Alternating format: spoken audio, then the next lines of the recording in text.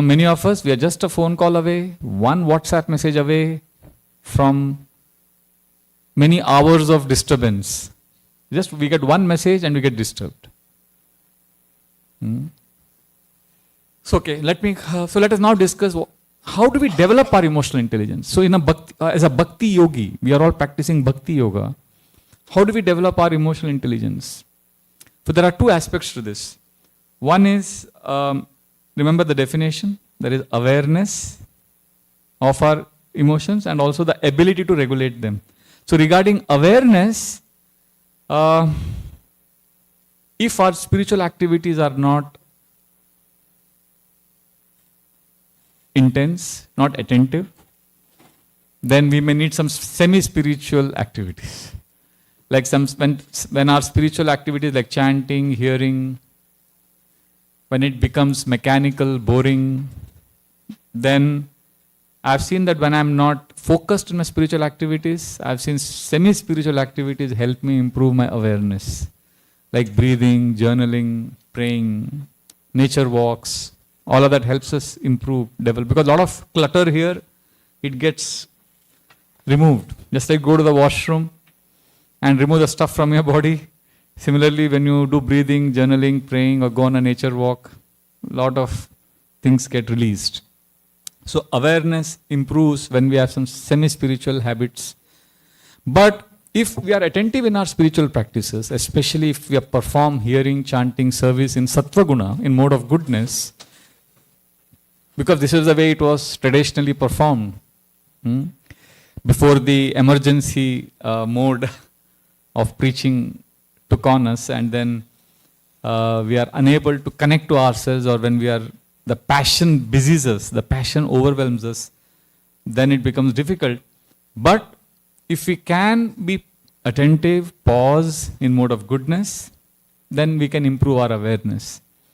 But I personally need these 4 activities: breathing, journaling, praying. This is what I practice.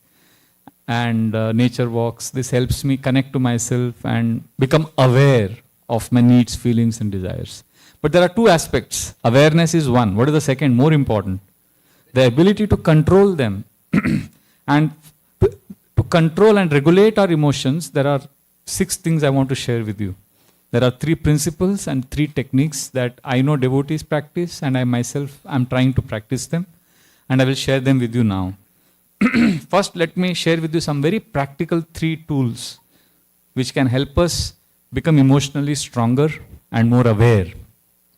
One of the most powerful is practice of gratitude. Generally, we think gratitude is a feeling. Oh, I'm feeling grateful. I don't feel grateful. How can I feel grateful?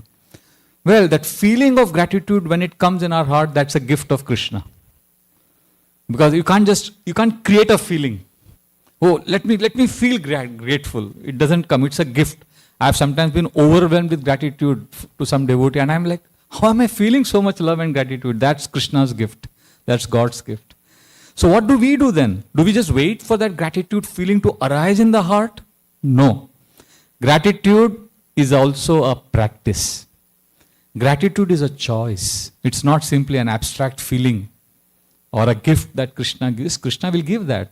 But from our side, we can do 3 things as a practice of gratitude, and we can reap the benefits almost instantly. And the first is, make gratitude specific. Don't say general gratitude. Like when we meet devotees, we say, Prabhu, thank you for everything. Thank you for everything is thank you for nothing. Kunti Maharani, she doesn't do general gratitude. She says specific. Vishan Mahagne Purushada Darshana Vasat Sabaya Vanavasa Krichrita Mrude Mrudene Kamaharata Strato Dronastratascha Smahare Virakshita. She's thanking Krishna. You saved us during the fire at Vanavrata. You saved us from the Bakasur demon. You saved us. So she's recalling specific thank you Krishna for 1, 2, 3, 4. So specific. And secondly, you can make gratitude fresh. Like we like fresh vegetables, fresh fruits. Because I was practicing gratitude every day, and then after a few days I found it so boring, because Thanking my parents every day, thanking. I couldn't invest emotions there. I couldn't feel grateful. So then I realized it's getting cliched, it's getting mechanical. So then I started this new thing and it was amazing. Fresh gratitude. What am I grateful for in the last 24 hours? What has happened in the last 24 hours? What did I see, do, hear, feel, or go through? What has happened for which I'm really grateful? So that kept me awake, attentive throughout the day because I had to put it on my journal. So I was looking out for things to be grateful for. And I realized even if I don't feel grateful for something, that search for gratitude itself keeps you happy. So that's fresh gratitude. What is the first principle of gratitude? Specific. Second, fresh. Of course, we should also be grateful for all the past.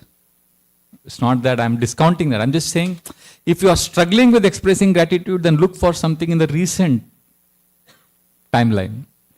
And third, very, very important, whenever you express gratitude for anything, answer the question why. Why am I grateful for this? When we answer why, that's when emotions get added. That's how we develop our emotional intelligence. Otherwise, it becomes a tick box. Why am I grateful? Okay, I had nice prasadam yesterday. Somebody fed me nice. I know this sounds very stupid. We are supposed to be praying for Shuddha Bhakti, but I'm just being very practical. Sometimes, so I get some nice prasadam. Thank you, Krishna. Yesterday was such nice prasad. Thank you. That is specific and fresh. Now, why has to be answered? Why am I grateful for getting such excellent prasad? One sentence is enough. Just somehow you answer why. And that's where you become honest. So I was struggling. Why? Okay, I had to admit. Thank you because, Krishna, I'm a foodie and I love good food. This may not be the best answer, but that's an honest answer. And that honesty is when we attract the Lord's attention. So gratitude, when it has three aspects. What is the first? Specific, fresh, and why. So this is how we develop gratitude. Srila Prabhupada writes in the first canto purport, that conversation between Bhumi and Dharma. He says, only a fool is ungrateful for to his benefactors. Very emphatically Prabhupada writes about gratitude, because there he explains what is knowledge. He says 5 aspects of knowledge, and one of them he says is gratitude.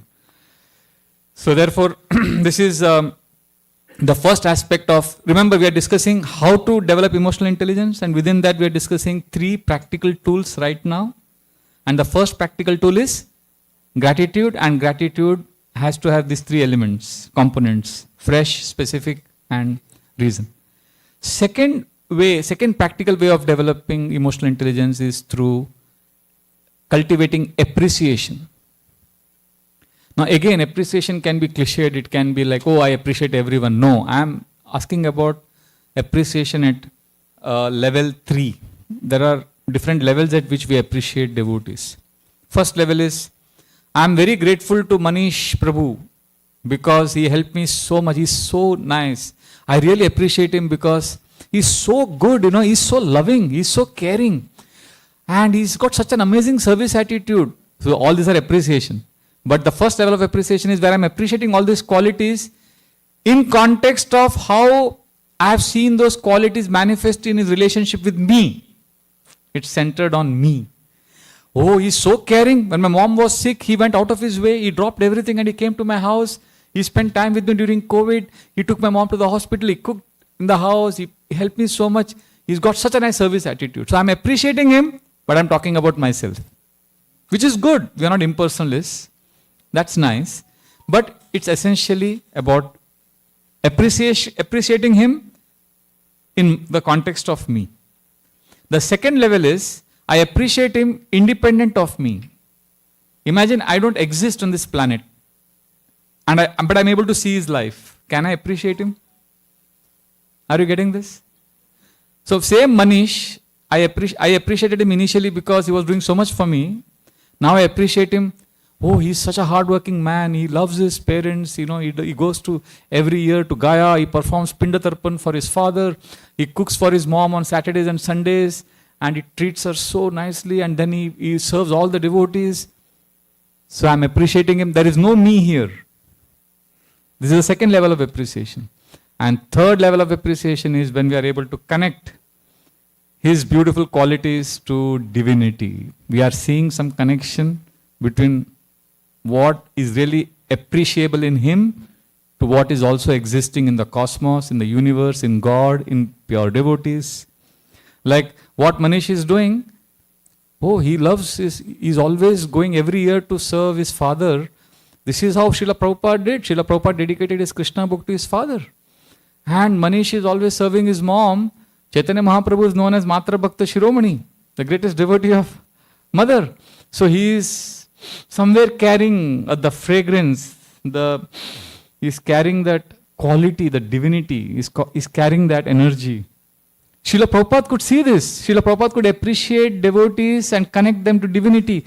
He saw little Saraswati running around asking Krishna. Prabhupada took her doll. She had a Krishna doll. And she kept asking, where is Krishna? Where is Krishna? And Prabhupada was so happy. And Prabhupada saying, she is teaching us how to long for Krishna. So Prabhupada could see Saraswati embodying the principle of the gopis. With one historian, Srila Prabhupada is talking. There's a long conversation, 2-hour conversation. You'll find it on the Vedabase. I think it was Toynbee, one very, very highly accomplished British historian and author. And they have such a pleasant, warm conversation. And at the middle of that conversation, that gentleman says, Your Holiness, I am a British educated. I am very, very poorly educated on spiritual subject matters. I am not as learned as you. And Srila Prabhupada immediately says, oh, you are displaying qualities of Trinadapi Sunichena. Srila Prabhupada could immediately see divinity in him. So it is so sweet, Like I was mentioning day before yesterday, that Prabhupada's lecture in Vrindavan. He is in Rupa Goswami Samadhi and is connecting this young boy, 20-year-old Rishi Kumar, who is a Goswami. Prabhupada calls him repeatedly Goswami in that lecture. Our Rishi Kumar Goswami, he is doing so much. And then Prabhupada is talking about Rupa, and he's saying, we are at Rupa Goswami Samadhi. And Rishi Kumar Goswami is representing Rupa Goswami. That's seeing divinity, that is appreciating him and seeing his connection, the parampara. So there are many examples like this. I remember one pastime in the Lilamrit where this boy would dance very narcissistically, and he was like disturbing a few devotees. So the devotees complained to Srila Prabhupada that we shouldn't allow him to dance. Prabhupada said, no, he dances like Chaitanya Mahaprabhu. So, this is a workshop I generally do. Actually, you can try this in your own respective Bhakti Vrikshas. Once in a few months, you could all come together, pair up. Like I like what Ajita Narayan Prabhu does after the class. He makes you pair up with another person and discuss the summary of the class. So like that, you could pair up and then appreciate any person you like and do the 3 rounds. First round, appreciate that person in the context of how that person has helped you. Then you can appreciate that person independent of you, and then you can see divine qualities, and you can take the help of your partner, and you can come out with amazing things. I once did this workshop with our counselors in Mumbai, our senior leaders, and the women were sitting like this, men here, so they all paired up. And in the end, I said, any realizations? And one lady raised her hand. She was a very senior Mataji in our congregation. And she said, thank you so much for this exercise, Prabhuji. Because of this exercise, now I'm able to appreciate my husband very much. I said, really? Can you please elaborate? So she said, my husband, he has this special intuitive ability that he comes to know when I'm going to be miserable. So he would tell me, because both of them are high-flying executives, they're in very big corporate job. So she said that my husband would know that, okay, we have this social party, these meetings, this get-together, and he would tell me, I think you shouldn't go today because these people will be there and you will be uncomfortable and you won't have a good experience. And I would get upset with him that, he's not wishing me good. I want to go for the party, and I would go for the party nevertheless, disregarding his request. And then I would exactly have the same bad experience which he predicted. And then instead of thanking him for his foresight, I would say, because you cursed me, I had a bad experience. But thanks to this exercise, now I'm able to appreciate my husband's intuitive ability. So I said, all this is great, but did you do the third round? Remember the third round? You have to see some connection with some divinity. So do you see some connection of your husband to any divine aspect? And she said, yes, from Srimad Bhagavatam. Who do you think she connected her husband to? Huh? Lord Shiva and Sati. Sati was told by Lord Shiva, don't go for your father's yajna. And she went and she had a bad experience. So then she said, in that big assembly, she is declaring, thank you, Prabhu, for this workshop. Now I can see my husband as the representative of Lord Shiva. And everybody said, wow, very good, very good. And that Prabhuji was also sitting in the class. And he got excited and he raised his hand. He said, thank you, I want to say something.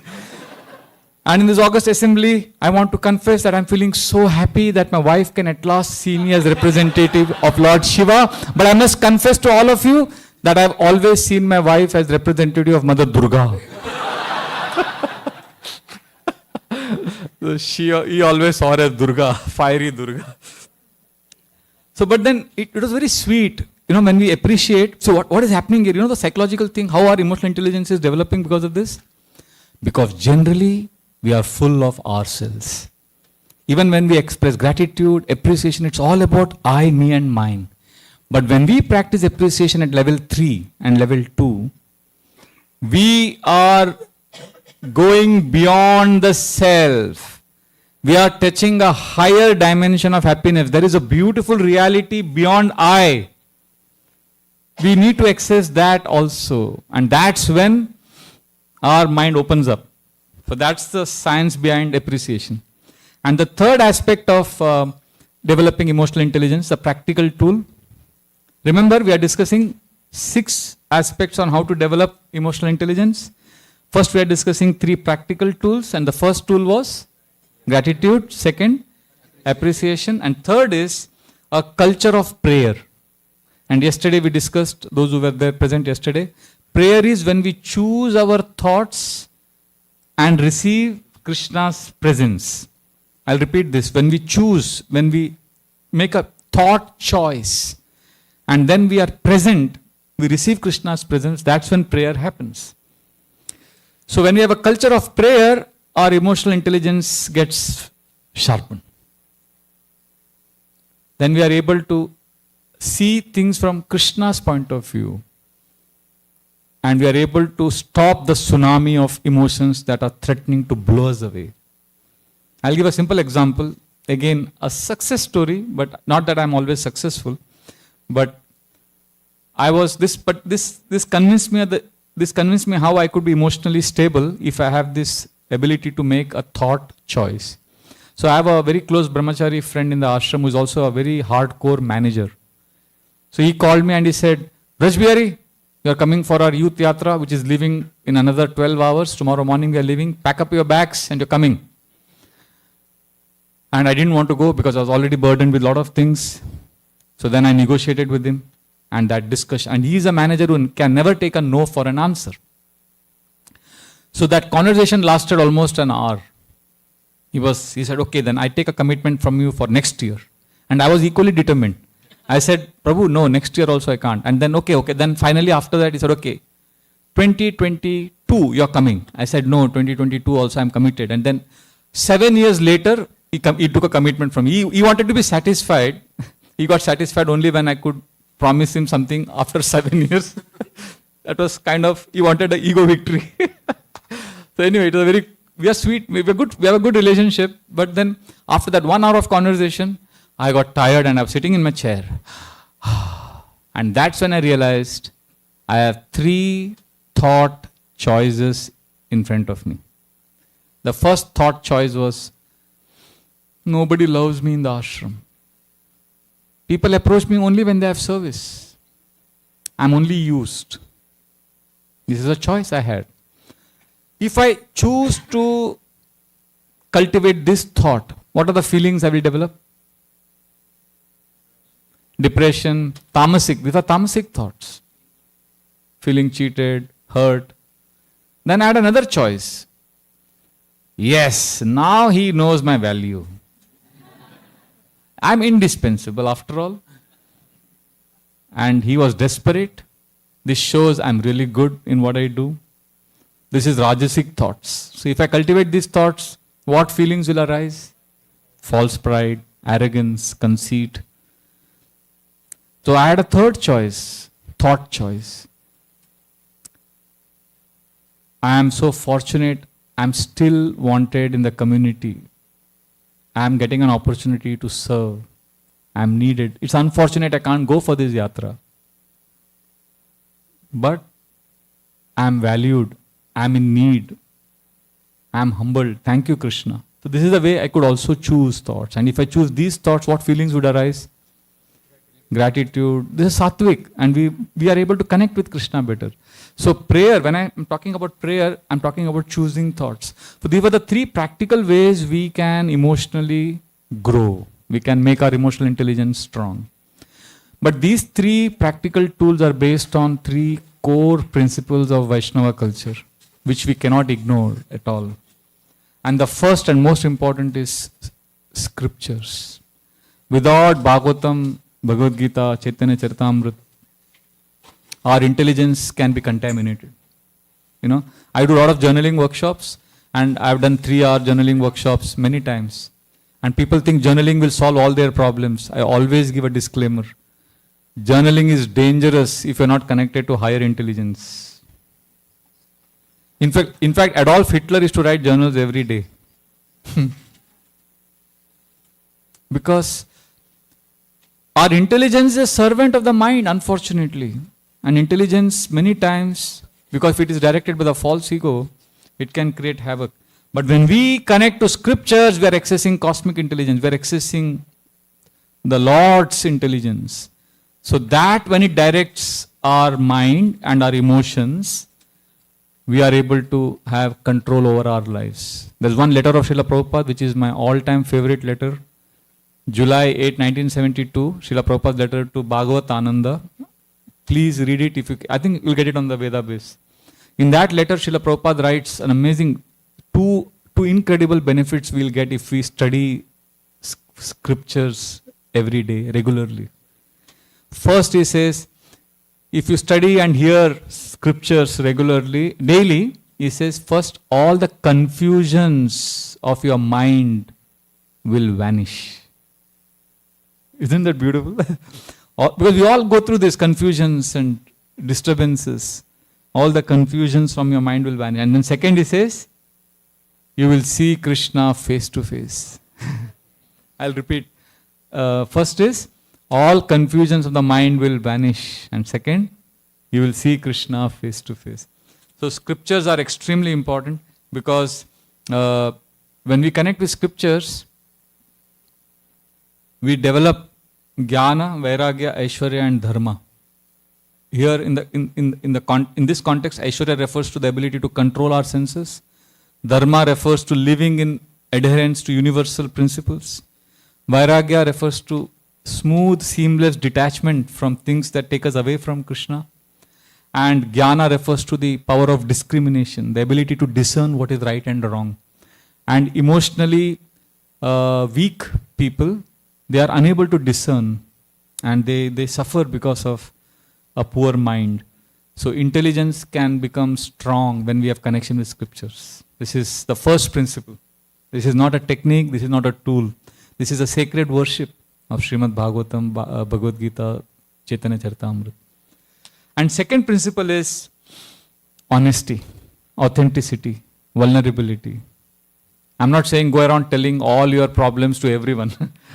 It's not that you download everything, but at least one or two trusted devotees. Okay, even if because of circumstances you have nobody to trust and you can't share your heart, at least be honest to yourself. Let us not, pretension destroys our emotional stability. Srila Prabhupada, one of his most endearing qualities was his disarming authenticity, his honesty. During last days of Srila Prabhupada on this planet, he was in Rishikesh and he fell very sick. This is May 1977. Devotees thought he was going to leave his body. They rushed him from Rishikesh to Vrindavan. And a message was sent to Vrindavan that Srila Prabhupada is leaving his body. This is actually 5 months before he actually left this world. In fact, after this, he went to London also for Rath Yatra. But at that time, they didn't know. They thought he's leaving his body. So they come to Vrindavan temple, and meanwhile, all devotees are waiting there for Srila Prabhupada, and they're all anxious. Oh, Srila Prabhupada is very sick. He's going to leave the body.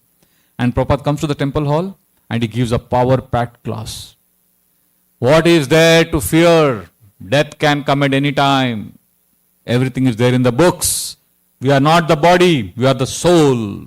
And devotees start crying because they are feeling Srila Prabhupada is alluding to the fact that he may leave us now. And after that class, it's a power-packed class. Don't lament. Take shelter of Krishna. But look at Prabhupada's authenticity, vulnerability. He is so weak. And he's taken to his room. His house is behind the temple. As soon as he enters the house, he looks at Tamal Krishna Goswami Maharaj and he falls on his arms and he says, Tamal, please encourage me. And then Tamal Krishna Maharaj starts appreciating Srila Prabhupada. And Srila Prabhupada, after some time, he says, thank you. And then he says, Prabhupada, every day we'll get devotees to encourage you. And Srila Prabhupada says, thank you. And then every day devotees come and share stories of their book distribution, and Prabhupada becomes very happy. Because his encouragement for Prabhupada means to expand the preaching mission. So Srila Prabhupada becomes very... And Srila Prabhupada has many such beautiful qualities, like beautiful instances of this quality. Like the most favorite of mine is that 1977 February, 72 I think, yeah. They were in Bhubaneswar, Orissa. And they were traveling with a big party, and there was a Marwadi cook also called Shantilal. He used to make very good prasadam, but not for Prabhupada, for all the other devotees and sannyasis. Prabhupada was given strict diet, non-spicy prasad by Mother Palika and one more Mataji, I forget her name. But these two Matajis would cook, because Prabhupada's health was not good. So then you would take that non-spicy prasad, and the sannyasis, you would be talking to them. Matajis would be in the kitchen or winding up or in their rooms. Prabhupada would tell the sannyasis, can you get me something that Shantilal has made? So the sannyasis would happily oblige, and Srila Prabhupada would say, oh, this is so nice. And they would laugh and they would talk. And then the Matajis would hear in the kitchen, they would get a feeling that, oh, Prabhupada is maybe eating the food that he's not supposed to eat. So they would come running outside. Prabhupada, like a loving daughter would admonish the father out of love. They would say, Prabhupada, you're not supposed to eat this. It's not good for your health. It's not agreeable. And Prabhupada would be quiet. He would say yes. He would not protest. And then the Matajis would scold him lovingly, and then they would leave. And then Prabhupada would be quiet. And again, next day during lunch, after some time, you would tell the sannyasi, oh, you made kachoris today? Get me that kachoris. So this happened a few times. So one day, Srila Prabhupada said to all the sannyasis that this is the best prasadam. I am so happy that we can eat this prasad and go back home, back to Godhead. And then all the sannyasis laughed and they cheered. So when they said that, the Matajis were inside in some room and they understood that Prabhupada has again broken this agreement. So they came rushing, and this time they were really upset. They said, Prabhupada, it is not fair. We are really concerned about your health. We want you to be healthy. Please don't eat all this prasadam. Eat only what we cook for you. We insist. And all the sannyasis are looking at Srila Prabhupada. And they're all sitting here, and Prabhupada looked at them. And you know what he said? He said, yes, you are right. But the prasadam you give me has no taste. He said, it has no spice. And no spice means no taste. And no taste means no life. And no life means it's better to be dead. And then Prabhupada said, it's better to eat this Mahaprasad, this spicy prasadam. All glories to Mahaprasad. And when Prabhupada said that, all the other devotees were sitting in the room. They all cheered Prabhupada.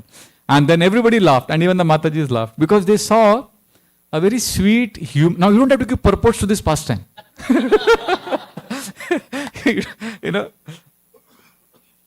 See, the point I'm making is, if you want to join the army, they test you on your mental abilities, your physical prowess, and then you are qualified to join the army.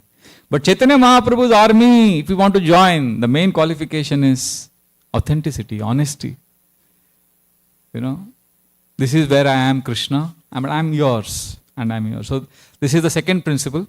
What is the first principle? Shastra. Second, honesty. And third is the most important, it is blessings. blessings, we need to always be in the space of good wishes, of devotees, blessings, and then our emotional intelligence develops. Now, there are two aspects to blessings. The first one, maybe a little, just let me explain this. The first one is, blessings also praying for others. It's not that I'm somebody who can bless you, or you don't have to think that I can bless everyone. That's not the point I'm making. But we need to also pray for others, because when we do that, we see that our own intelligence, emotional intelligence becomes strong. Not simply lip service. Prabhu, I am praying for you. No. Consciously choosing a thought of prayer for others. This is called as blessing journal. When we offer blessings, not because I am somebody great who can offer blessings. Now, that's not the mood. Because, devotees are going through difficulties, right? We all have some challenges. So when we offer prayers for others, we feel nourished emotionally. This is the most amazing self-help tool. Praying for others. In a humble, genuine way. Not that we are somebody great. Like, I'll give an example. Yesterday, one Mataji told me, Prabhu, my son is now 18. Nimit, I think. He's 18, he's going to college. So in my prayer journal in the morning, just one line. Write his name and then, Krishna, please protect him as he enters a turbulent phase of his life. He's young, he's energetic. Please. So this takes one sentence. So then write another name. 2 words are common in every name. Krishna, please. And then either you write or you speak. Sometimes you can also offer a prayer when you are chanting or in front of the deities. Praying for others is an amazing experience to become emotionally liberated. Because we are acknowledging a reality beyond ourselves. We are sending out good vibes. We are sending out energy of Krishna. We are wishing Sarve Jana Sukhino Bhavantu. It's easy to say all this. Vasudeva Kutumbakam. But we are practicing this. I did this experiment for 3 weeks. I'm feeling a little shy sharing this, but I have to share this. I did this experiment for actually 4 weeks, 3 to 4 weeks. Every day write a prayer for others. And on the last day, not the last day because, I didn't count as such, but it was one of those, I think 3rd or 4th week. I was standing in the Guru Puja in temple and I looked at the devotee who was doing Guru Puja Aarti, and overwhelming feelings of love for him arose in the heart. I was like, he's like another devotee, I know him, but not that I feel so much love for him always. But like, where is this coming from, And I couldn't handle it. So I looked back, I came towards the deities, and I'm looking at the deity when I saw 2 brahmacharis cleaning the altar floor. Oh, Krishna is so nice. So much love and appreciation for those 2 devotees. Then I saw some children running. I said, Krishna, if I've done anything good, let it all go, all the benefits, all the credit go to these children, like that. I was just going out. I was on another level. I had never experienced that before or after. That kind of wanting everybody else to be happy. And in that night when I was writing my journal, I was like, where did this come from?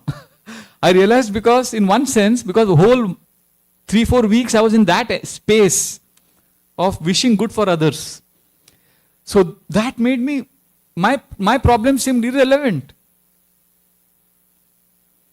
In Hindi they was saying, Duniya mein kitna gam hai, mera gam kitna kam hai. There is so much misery in this world and my misery is nothing compared to that.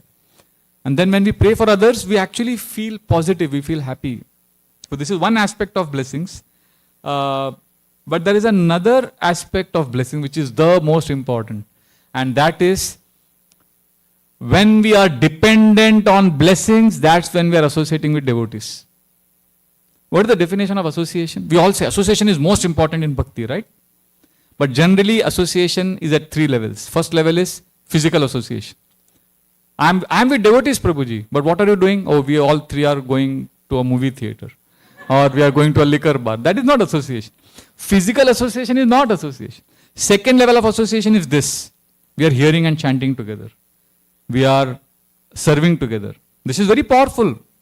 Shaunakadi Rishis explain this. Shudrayusham Rinamanga Martyanam Ritamichatam. Yopahuto Bhagavan Mrityu Shamitra Karmani. When we are in this class, who's come for the class? Yamraj has come for the class. He's sitting here. He's looking at all of us. Who is in the class? Oh, that Prabhuji is here. Mataji is here. Okay. Yamraj is here in the class. So this association is very good. And later on, when we die, if our file goes to Emeraj, by chance, you look at the file and he'll say, oh, I know this person. I saw him in that class. Don't touch him. Yeah, he was sleeping in the class, but it's okay. He wasn't sleeping at home. He came to the temple. It's okay. He'll clear the file. So this association is very powerful. Associating and hearing and chanting is very powerful, but this is second level of association. This is not the highest level of association. The third and most important aspect or definition of association is when we are in the association of devotees, or we are not physically there, but more important, are we depending on their blessings? When I'm depending on their good wishes and blessings and I'm aspiring to serve them, that is association. And that's when everything changes. Srila Prabhupada, after his Vyas Puja, he was going out and he said, in the Vyas Puja lecture, he says, you are doing so much for me. I don't know how I can reciprocate with you. I can only pray for you. So that's natural. Srila Prabhupada is the founder Acharya, Guru, and he's praying for everyone. Everybody felt happy. I can only pray for you. Everybody was happy. And then after the class, he gets off the Vyasasana and he's going out of the temple hall. And he sees Shivananda Das. He catches him. He says, Shivananda, pray for me. Prabhupada, you are the one who will pray for us. You will bless us. Because just now, this is a paradox, right? Just now Prabhupada said, I'll pray for you. And now he's saying, pray for me. So, it's a little incongruent. He said, no, Prabhupada, you will pray for me. Prabhupada said, no, you are a Vaishnava. So, Srila Prabhupada was teaching that we have to be dependent on others' prayers, others' blessings. Actually, I am here in US. Okay, I want to make this confession. Every year I travel out for 3 months in a year. And this year I was the most nervous because first time I was traveling for 8 weeks to US at a stretch. I never traveled for 8 weeks outside Mumbai for preaching. I was very nervous. But I met many of my brahmachari friends. I asked them to pray for me, bless me. And today is the last day. Actually, tomorrow is the last day. I'm flying back day after tomorrow. And I can honestly confess in front of Sri Sri Radha Golok Ananda that this was the best trip of my life, because every day I was hearing my Guru Maharaj's class, Prabhupada's class, worshipping my deities, and I was calling up my brahmachari friends every day. At least one devotee I was talking to. And every day, Chopati Bhagavatam class I was hearing wherever I was in America, and then connecting with that devotee, telling him what I liked in the class. So I was emotionally connected because I wanted their blessings. So now when I look back, I'm like, I was so nervous, so unsure, and right now I'm in the best consciousness that in the last few years, this has been the best period of my life. Is it because of me? No. It's not me. It's a devotee who genuinely wished me when I was leaving. So this is extremely powerful. That's why Srila Prabhupada writes in that Dhruva Maharaj 4th canto section, when Dhruva is wanting his mother to go back home, back to Godhead, the Vishnu Dutas say there is an airplane for her. Prabhupada says, I am praying that one of my disciples makes so much advancement that by his devotional service, I can go back home, back to Godhead. So we need this. So therefore, let us not underestimate the importance of blessings. So there are 6 topics I wanted to discuss today. Okay, first we discussed what is emotional intelligence. What is emotional intelligence? Awareness. Awareness of what? Awareness of our needs, emotions, feelings and desires, and ability to regulate them. That is emotional intelligence. And we also discussed why we need to develop emotional intelligence. And then the main topic we discussed was how we can develop our emotional intelligence.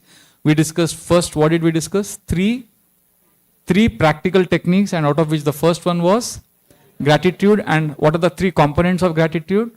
Specific, fresh, and why. And the second practical tool we discussed was appreciation. And what about appreciation? In connection to us, then independent of us, and third, in connection to divinity. And the third practical tool we discussed for developing emotional intelligence was prayer. What is prayer? When we choose thoughts and receive Krishna's presence. And then we discussed 3 important principles. The first principle was scriptures. Second, honesty and vulnerability. And third, Blessings has two aspects. First, praying for others, giving out blessings. And second, depending on the blessings of devotees. That's real association. So you could be 10,000 miles away and you could still be associating with devotees if you are depending on them, on their blessings. So this is the few thoughts I wanted to share on developing emotional intelligence. And in essence, in conclusion, I would just like to say one small thing. Please, let us pause. Let us not equate activities to love of Krishna. It is consciousness. If you are unable to connect with Krishna, pause. Come back to Krishna, reconnect, and let us offer our hearts, offer our service to Krishna. Because sometimes the busyness makes us forget what we are doing, why we are doing. Only when we pause, we can emotionally connect with Krishna. Pause, I don't mean to not do what you are doing. I'm just saying, you know what I'm saying, you just pause. I learned it a very hard way. I'll end with this story for sure. We were in a Vrindavan Yatra. I had taken a group of young boys, 25 of them, and I was a young preacher also. This is 2007 when the road from that main road to Govardhan, there's a long road. And that time, there were not so many buildings on both sides. There's only fields. And early morning, I was a manager of the Yatra also. So I declared that everybody should be ready by 4 a.m. The one van we had booked. All 25 of us will be boarding the vehicle by 4:15. We'll reach Govardhan by 5. By 9:30 we are completing the parikrama. By 11 we are back here and 11:30 we have lunch. Okay? Everybody said, yes, Prabhu. So then we planned everything according to the plan, but then our driver was a little spaced out. In the middle of that road, it's dark, that Govardhan road, and he stops the van. He says, there is no gas. And I'm like, what the hell? What are we going to do now? He said, I don't know. And all the other devotees, they're chanting quietly. They're walking in the parikrama. I'm a manager. So I'm like desperate. And then, after some time, an elderly Brajvasi, he walks with a lota in his hand. Now, generally, if you see in Vrindavan during those days, if an elderly man is walking in the fields with a lota in his hand, he is going to respond to nature's call. That time, India didn't have that Swachh Bharat Abhiyan, where you clean up India and, there were not many toilets in that area. So people would go to the fields to pass stool and urine. So this man was carrying his lota. And I thought, an old man is going there. And he walks up directly to our van and he says, what is happening? So some of the boys said, we are run out of gas and we are stuck here. He said, I have gas in this petrol. Yeah. So the driver was ready. He said, yeah, and he paid him extra money or something. He paid him and we had just enough to reach Govardhan and then to the gas station he could go. So he did that and I was happy because I got my thing done and we were on time and finished the yatra, Govardhan Parikrama, then we came back with Prasadam. Everything in the yatra went off as planned. But the last session of the yatra was, what was the most inspiring experience in the entire Vrindavan yatra? So I was asking everybody to explain. And almost everyone, unanimously, they were all saying that the most inspiring experience was this elderly Brajvasi coming with that petrol. And everybody said, Krishna sent him. Or maybe he was Krishna, maybe he was Gopa. Everybody was in that space. Krishna, they were seeing Krishna there. And when they were speaking, I felt each one of them was slapping me and shaking me, humbling me. Because that completely slipped out of me. I never realized that it was Krishna sending someone to help us. It's not a coincidence. You can see it as coincidence if you want to. But the point I'm saying is because I was in the tick mode, I couldn't connect. I was not offering my consciousness to Krishna. I was offering my activities. I was just wanting to get things done. I missed Krishna when he was right there. And these boys whom I was preaching to, they are supposed to learn about Krishna consciousness from me. They taught me such an invaluable lesson. I was very humbled and very inspired after that yatra. So please let us do this exercise every day, spending some moments to see how Krishna appeared in my life today. And that way, with a culture of scriptures, seeking Vaishnava's blessings, appreciating everyone, we can develop our emotional intelligence, and then we can actually render meaningful service to Srila Prabhupada's community, and we can make our spiritual master Srila Prabhupada proud of us, and we can always remain at their lotus feet and aspire to serve their lordships, Shri Shri Radha Golokananda, life after life. Srila Prabhupada ki jai. Thank you very much. Hare Krishna.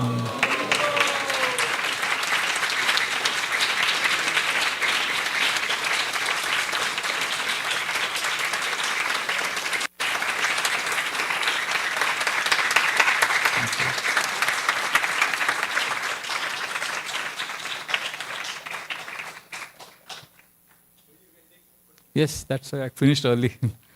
Yes.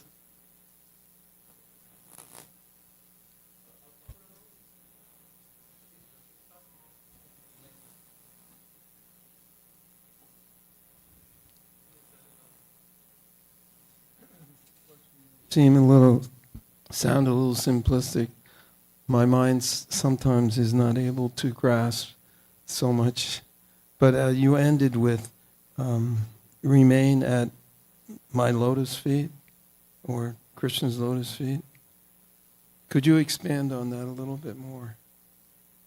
Thank you. Remaining at Krishna's lotus feet.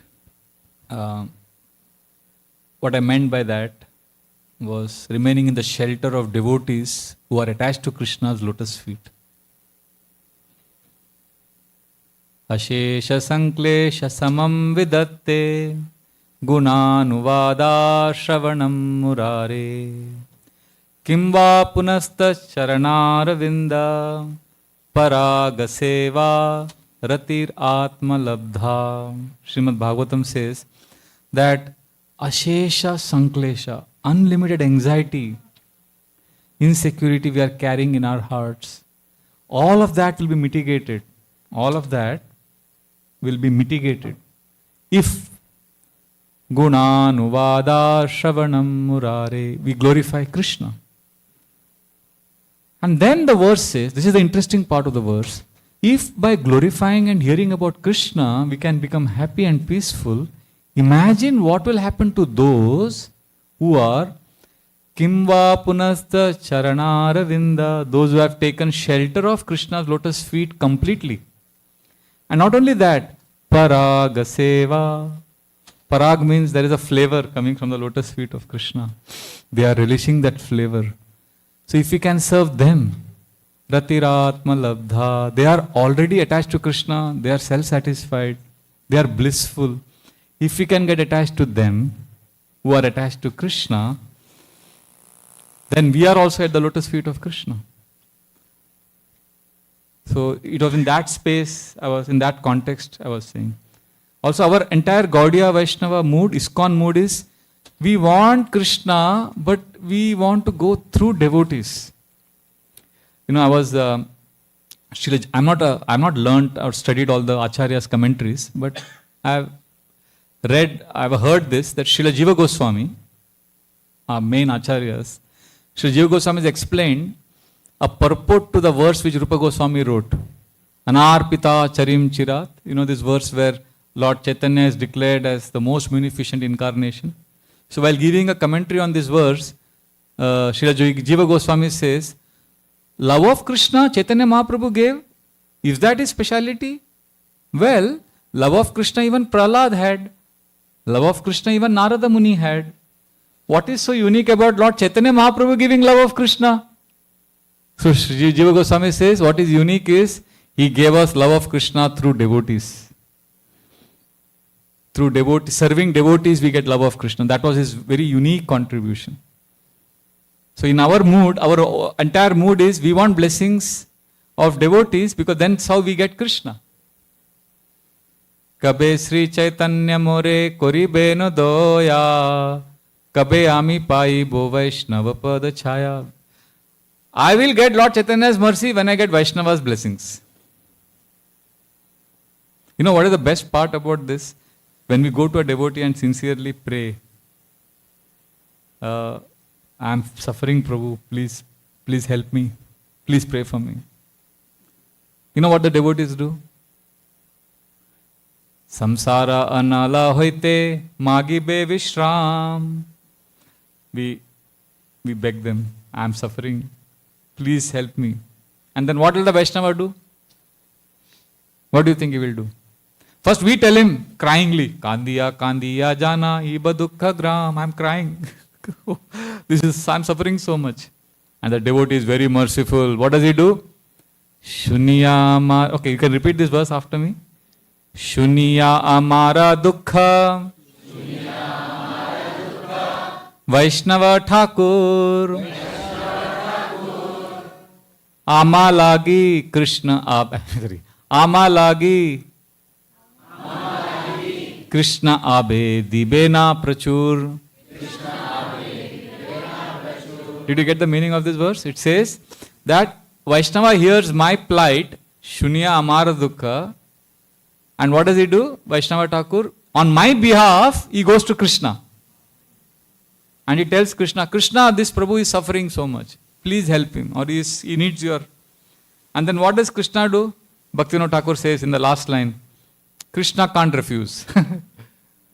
Vaishnavera Nivedana Krishna Dayamoy Enapa Amara Prati Habena Sadai. Krishna says, oh, this Vaishnava has prayed. Okay, I'll help him. So we depend on devotees' blessings. You know, it's actually easy to glorify Krishna and to come and bow down before Krishna, because even in this world, we always respect powerful people. We like to flatter them, honor them. It's easy. Of course, it requires humility to accept God, but it is relatively easy. But it requires a lot of more humility to worship equals and juniors. Like Narottam Das Thakur's bhajan, he begins by glorifying Chaitanya Mahaprabhu first. Sri Krishna Chaitanya Daya Karo More, and then Nityananda Prabhu, Aha Prabhu Nityananda, and then Advaita Acharya, and then Srinivas is equal. And then what is the last line? Ramachandra Sangam Age. Ramachandra is his junior. So we need blessings of everyone. Junior, Chota Bada Bhaktagan, Sabara Charana Vandan, everybody's lotus feet, we want to fall and take their blessings. So this is our mood. So in that context, I was saying that we need to take shelter of Krishna's lotus feet. Is that okay, bro? Thank you.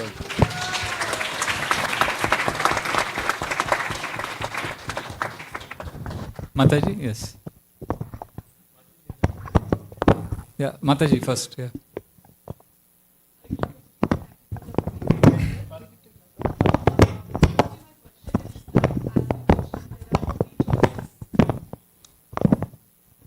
Hare Krishna, Prabhuji. Thank you for the amazing lecture. Prabhuji, you mentioned about 3 choices we have, right?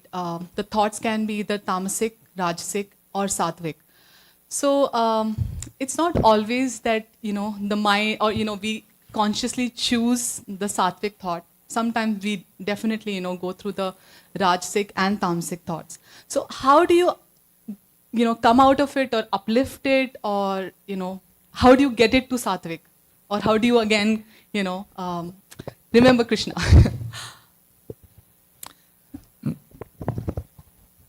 You take a break in a day sometimes. Do you go to the washroom? Do you take a break 3 or 4 times a day, right? Why not take a break to connect with Krishna? If you love someone and if you're in a faraway country, won't you call that person you love at least once or twice a day? Why not? Our calling system is this. Call Krishna. Krishna, I was lost. These rajasic, tamasic thoughts blew me away, but now I am back with you, Krishna. Coming back to Krishna is more important right now for us than choosing Krishna always, because we are not unable to choose Krishna. Come back. Call Krishna. I am sorry I lost you.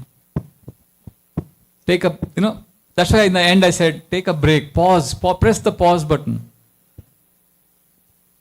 Devotees are scared. I did a seminar for leaders once called Art of Relaxation. 20 leaders who are managing a community of 5,000. And all of them were so jittery and uncomfortable. And one of them, he just lost it. He said, Prabhu, if we learn relaxation, then our community will just eat pizza and gulab jamun and sleep. I said, did I say relax the whole day? I didn't say that. I didn't even say relax every day. I just said, just take a break. Just connect with Krishna. Relaxation sometimes becomes a swear word. But no, I meant pause. Connect. Otherwise you'll be lost. Call Krishna. Connect with Krishna. Because Krishna is always waiting. Krishna is always ready. I'll tell you this is a true story of my very close friend, Grahastha. He told me this. He is studying for an exam. He wants to become some technical exams in his career. If he clears that, all his EMIs can be sorted out and his life can be smooth. So he traveled to another city and he was studying there. And he and his wife, they have a good relationship. They're a nice family. They have known each other for almost 20 years now. So they are a very good family. But he said this story to me. He said at night, 1 o'clock, he was hit by panic attack because he was studying for his exams. And it was few days later, the exam was about to happen. And he just was feeling so nervous. So he called his wife. And she was alarmed because at 1 o'clock, if she's getting a phone call, she immediately picked it up. And she said, what happened? And then they spoke. And they spoke for an hour.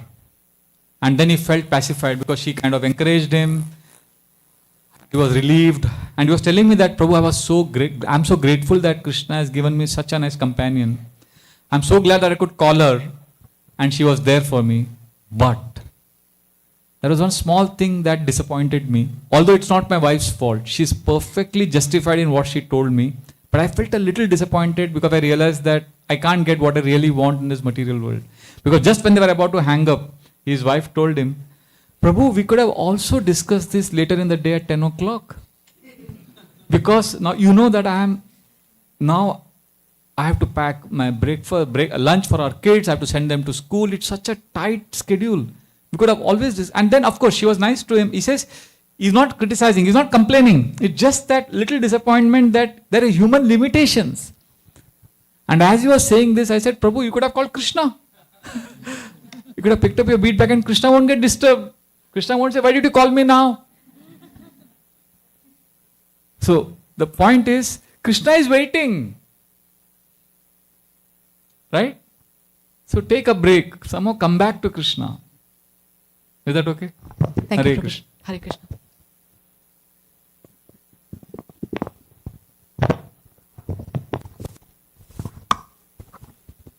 Pranams Prabhu, thank you for the class.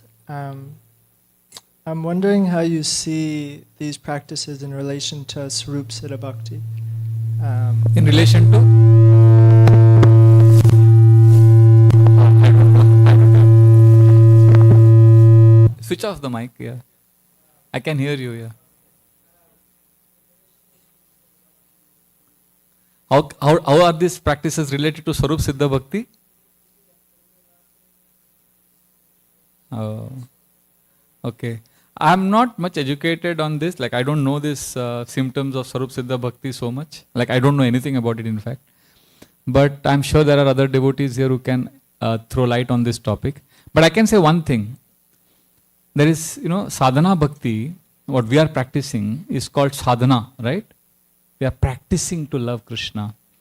We are chanting Hare Krishna so that we can love Krishna.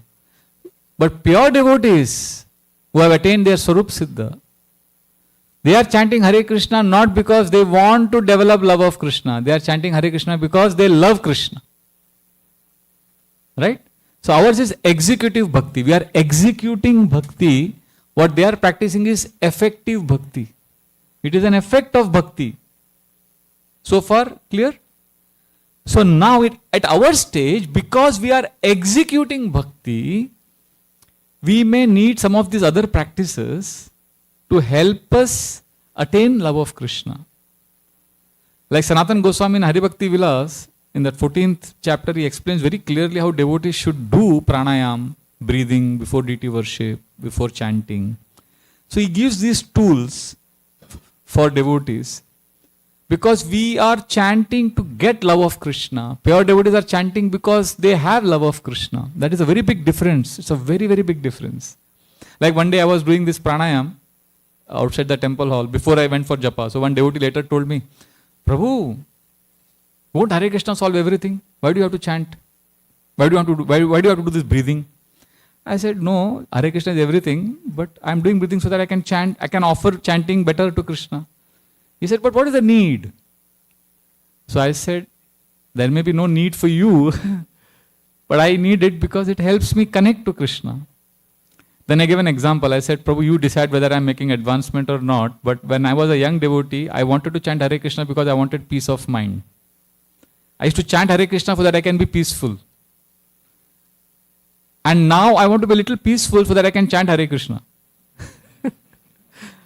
So, you take a call, you decide whether I'm on the right track or not. Earlier, chanting was a means for me. But now, breathing is a means so that I can chant Hare Krishna.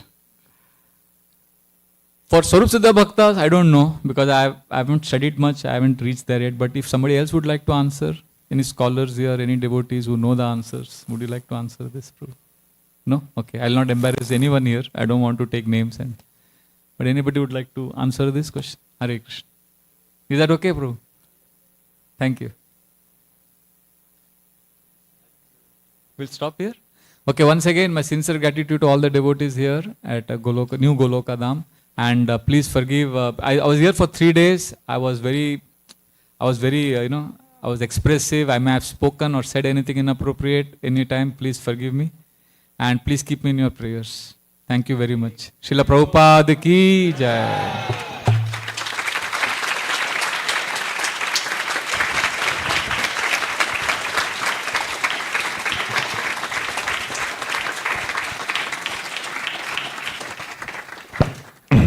Hare Krishna. Thank you so much, Prabhuji. Every class I hear, my appreciation for you and your deep realization just increases so much. I mean, in today's class, all the 3 practical points plus the 3 principles, like each one of these points is so powerful to implement in our life. And even one of these points, if we actually make it in a part of our life is going to transform. And it's just so powerful. So you have given us that nectar, those gems, and we pray to you, Prabhu, that you can pray for all of us, for our entire New Goloka community, that we can actually absorb the points you have said, and we can maintain the mood that you talked about in the class, the mood of appreciation, the mood of gratitude. So wonderful points. I was thinking this is the principle of a community. This is like such a wonderful class to have the community, have loving relationship between devotees. So it was so wonderful. So let's give a big Haribol to His Grace Raj Bihari Prabhu.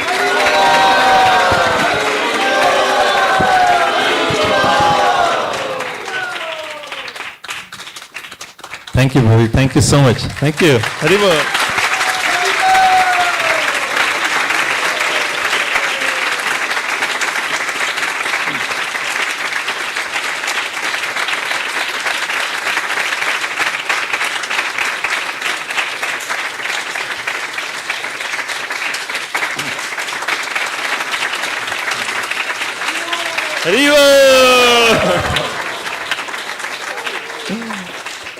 Hare Krishna.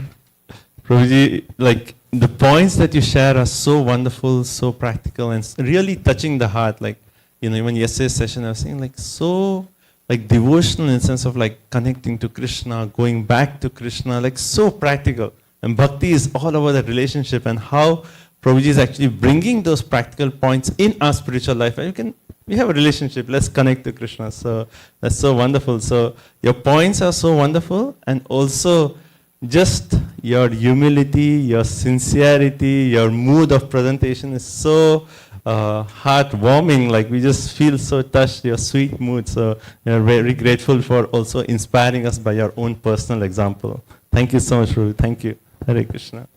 Hare Bol.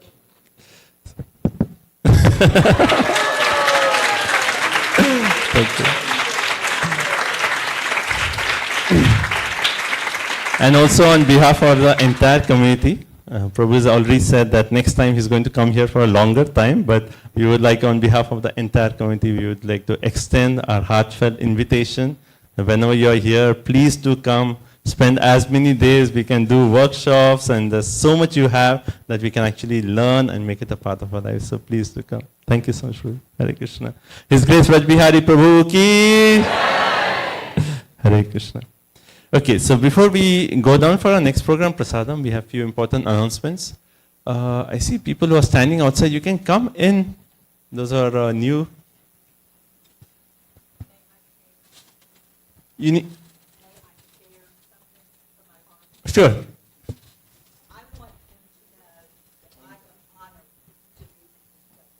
Haribo. So.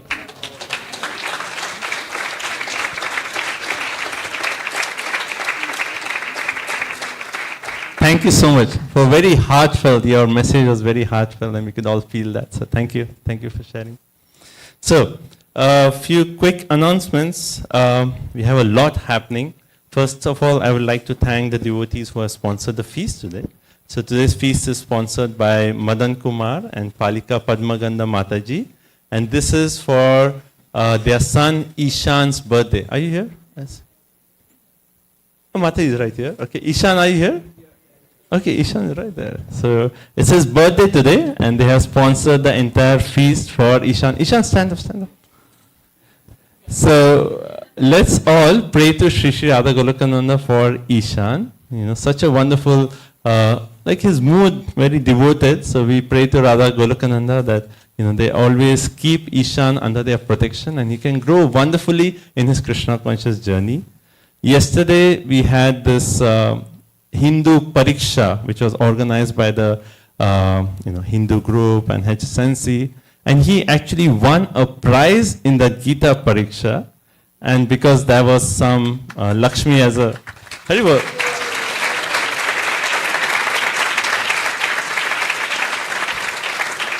And there was a Lakshmi prize as a donation, as a prize. He actually came and said, okay, this is the first Lakshmi I'm getting, and he came and he did a further donation for Shri Shri Radha Golokananda.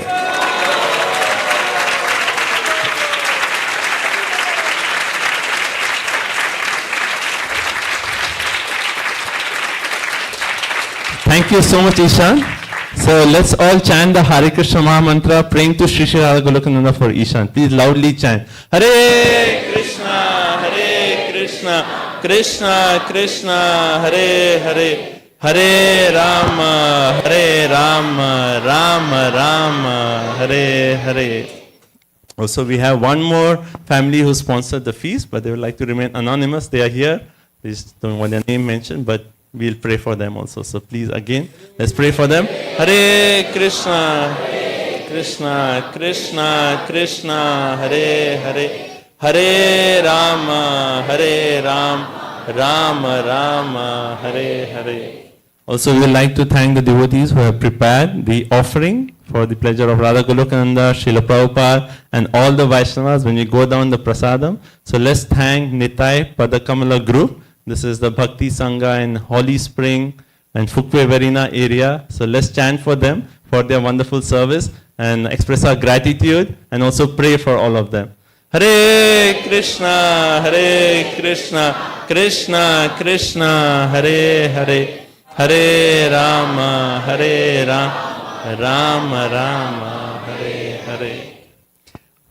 Our Sunday school for the fall session is going to start and registrations are open. It is going to start the week after Janmashtami, and it is every Sunday from 5 to 6:15. And it happens right here in the school building. So if you like to enroll your children, there are forms outside. You can just scan the QR code. Ratna Radhika is right here. If you have any questions, you can reach out to her.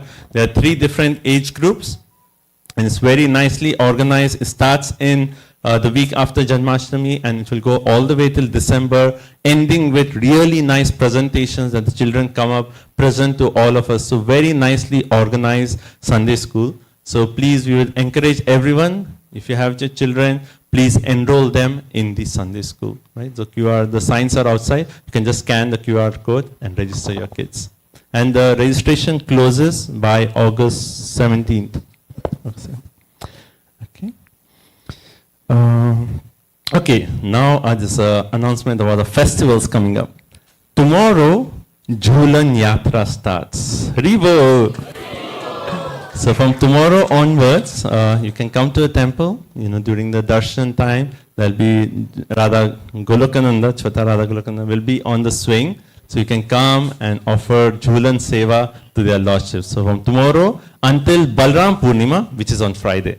So there'll be Jhulan Yatra in the temple. And this Friday is the appearance day of Sri Balaram Ji. Sri Balaram Ji ki!